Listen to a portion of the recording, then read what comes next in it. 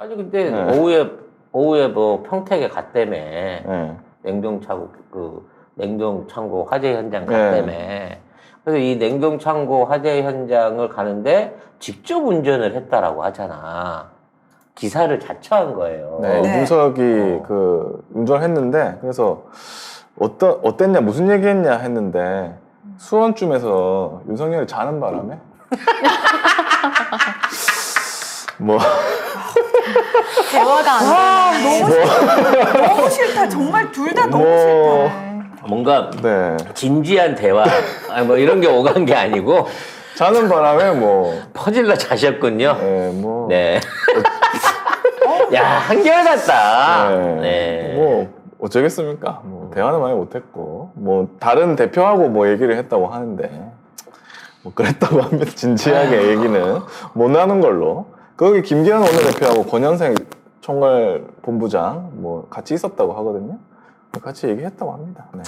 근데 이제 이게 그냥 기분 나쁜 게 물론 평택 그 소방관 희생은 굉장히 중요한 부분입니다. 네. 중요한 부분 안타까운 일인데 이게 그 오전에 의원총회를 한 당에 당수와 후보와 대표가 아무런 사전 그 준비 없이 찾아가갖고 할 수 있는 게 뭐냐는 거지. 그리고 이게 말이 안 되는 게 이 행사로 치부를 한 거예요. 이준석하고. 그렇지. 이게 행사가 아닌데. 거기 가서 기념사진 찍으러 간 거예요, 거기를. 그 여기에 같이 가는데 이 기사가 났습니다. 유시스에서 윤석열, 이준석 모는 차로 평택 참사의 박수 환호 지적 이렇게 돼 있거든요. 그러니까 여기 가는데 이 영상을 보면은 같이 차 타고 가는 장면에서 주변에서 박수를 칩니다. 아이고, 두 분 잘 다녀오세요. 허니문 축하드립니다.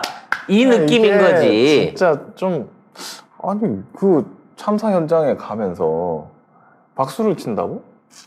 이건 그러니까 아유 둘이 잘 돼서 너무 좋네. 참사 현장 가든 말든. 그러니까 얘들한테 어디 행사든 모르겠고 정치 행사야. 맞아. 얘들한테 대한민국과 대한민국 국민들은 안중에 없어요. 다만 자신들의 사리사욕과 출세를 위해서 그냥 그 배치해 놓는 소품이고 조연들이고. 그러니까 소방관의 희생을 자기들이 갔다. 그리고 이건 정부가 잘못해서 그런다라는 뭐 이런 식의 얘기를 퍼가면서 이걸 통해 가지고 일종의 표몰이를 하려고 거기에 간 거죠.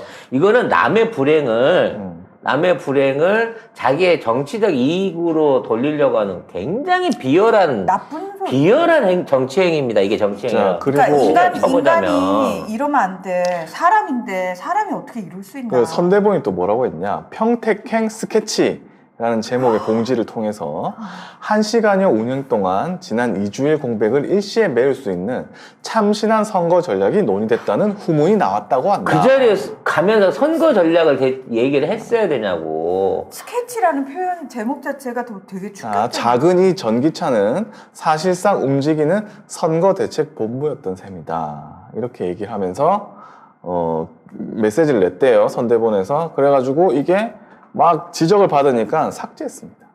당연히 이게 욕먹을 줄도 모르고 그걸 기사에 쓴 거야. 그러니까 그 정도로 상식에서 많이 벗어난 삶을 살고 있는 사람들이 지금 저쪽 사람들이라는 거고 문득 생각났어요. 우리 찌유 아나운서의 동생분께서 귀순을 하시지 않으셨습니까?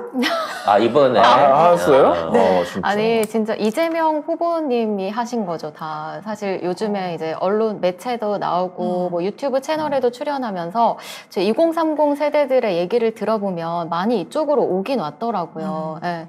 다 이재명 후보가 한 거고 윤석열 후보가 한 거죠.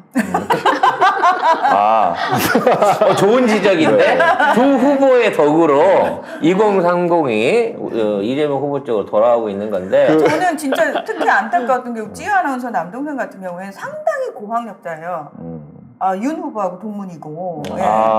근데 서울대 출신들이 다 그런 건 아니다. 예. 그리고 그 사실 직업도 굉장히 좋고 이런 친구들이 저는 왜 윤석열을 뽑겠다고 했는지 너무 안타깝고 속상했거든요.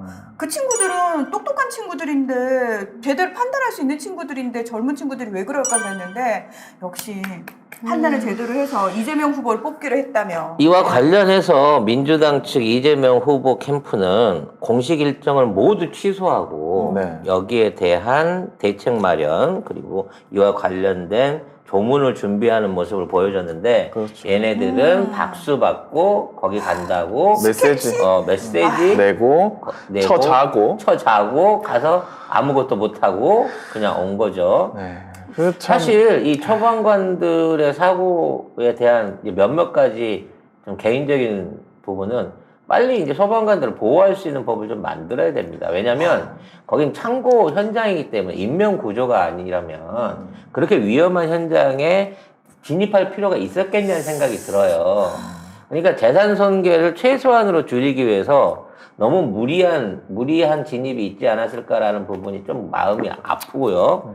자, 그 다음에 이러한 그 소방관들을 지원하고 업무적인 부분을 그 조정해주기 위한 법안이 이미 만들어져 있는데 이게 지금 고시기간을 거치는 과정 중에 또 이런 사고가 났다는 부분도 안타까운 거고 가장 큰 부분은 소방관에 대한 예우를 이게 그 지방 공무원직에서 전국 공무원직으로 전환을 시키고 소방청을 설치한 게 네, 그와 관련해서 처우 개선과 함께 관련된 지원 또는 처우 개선을 가장 적극적으로 밀어붙였던 게 문재인 정부고 그렇습니다. 사사건건 이걸 반대했던 갖다가 게. 반대하고 소방복이나 소방 장비 같은 것도 더 주고 보급해야 된다 그러는데 그럼 불날 때 하면 되지 왜 불 안 났는데 정비해 주냐 보강해 주냐라고 예산을 깎으려고 악착같이 덤벼들었던 놈들이 이놈들이거든요. 국민의힘입니다. 네. 근데 이제 와갖고